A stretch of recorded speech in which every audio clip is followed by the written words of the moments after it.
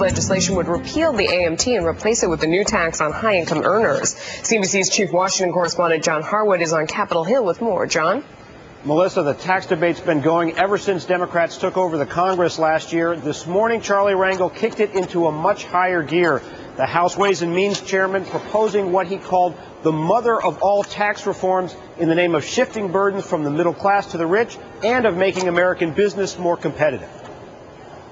So it seemed to us that to be more equitable in terms of providing tax relief, that we should take a look at the disparity that exists between the middle income and those that are more fortunate in income and try to spread the tax relief. Now, this would be an $800 billion tax shift over 10 years. With these elements, Rangel would eliminate the so-called alternative minimum tax to the benefit of those earning less than $200,000 a year.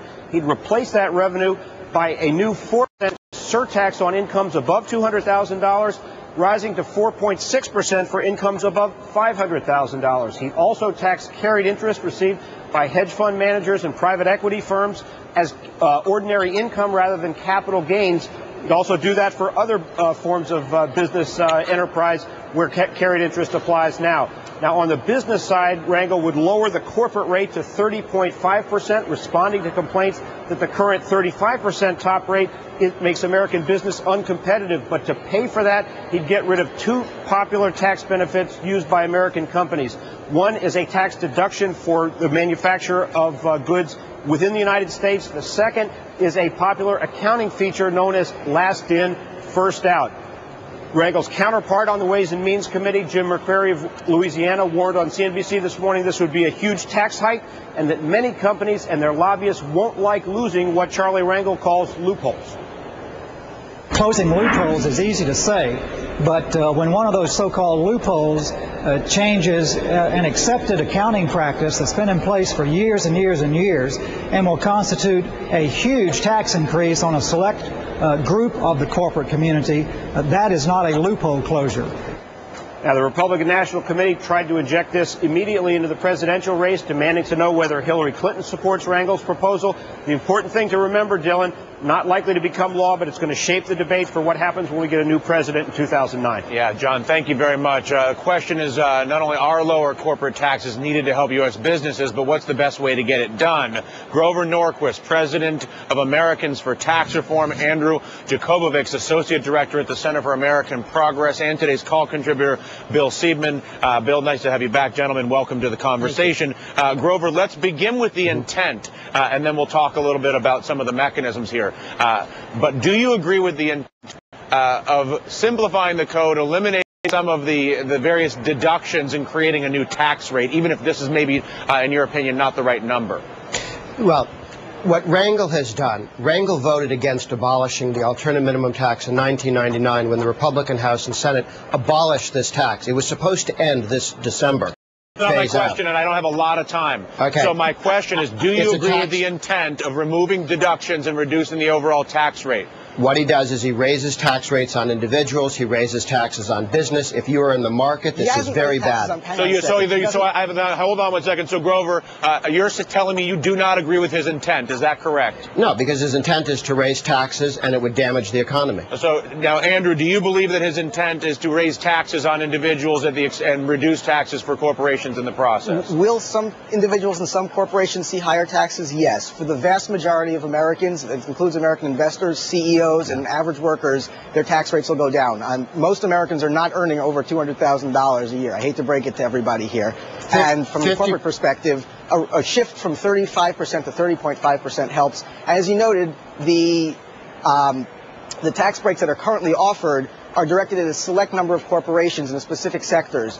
By reducing the corporate tax across the board, you actually help more Americans and more companies with a lower tax rate. Bill, as the agnostic in this conversation on a relative basis, what are your thoughts on again, corporate taxes? With we can easily, if you look at the headline, our corporate taxes are the highest in the industrialized world.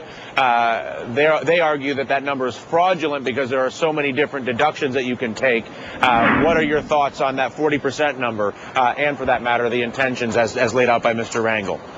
Well, my thoughts are the same as President Reagan's were. The way you deal with taxes is to lower the rates and close the loopholes and close the special deals for special industries. So I like that part of what he's proposing. I think it's good tax policy. It's Reagan tax policy, and that was a great success. So again, from your perspective, you can argue what the number ought to be, whether we should cut it to 30 or 35 or 25 or whatever it is. But the idea of reducing deductions and whatnot in favor of a lower rate is good for you, Bill? Exactly. And why are you so offended by that, Grover? Well, the one big concession that Rangel makes is wanting to take the corporate top rate from 35% federal to 30%. That's not a bad first start, but the European average is 25. The Russians are at 24, for crying out loud. Yeah, we ought to be at much lower marginal tax rates, both for corporate income and individual income. But all Rangel does in this is he moves $800 billion of taxes out of your left pocket, out of your right pocket. And if you are in the market, you are going to see higher taxes on the 401k you have, the mutual fund that you have. Going after depreciation schedules as if that's a loophole would be the finishing blow to the auto industry and the steel industry in this country. Do you agree with that, Bill? Well, there are many details in this, but in general, I hold to the principle that all industries ought to be taxed in the same way, and with no loopholes for them, we can have a much lower corporate rate, maybe down to 25. Yeah. So well, it's also worth noting that the effective tax rate in this country is effectively the same as it is in the G7 industrialized nations. That it's actually about 26% is the effective tax rate. Yeah. So let's keep that in mind. All right, well, it depends how you tell that to self-employed people. Hold on, guys. Hold on. Go ahead, Bill. Well, you know, the effective tax rate depends on how you define what you're doing. But our overall rates are high in the world. It's clearly an advantage. It's a handicap in a very competitive world, and we ought to get the corporate rate down, and we ought to stop treating different industries in different ways. Yeah, we'll leave it there. Grover Norquist, Andrew Jakabovics, and, of course, Bill will keep you for the hour. Thank you, guys. And do not miss Kudlow & Company tonight, by the way. Charlie Rangel joining Larry to share his tax plans live.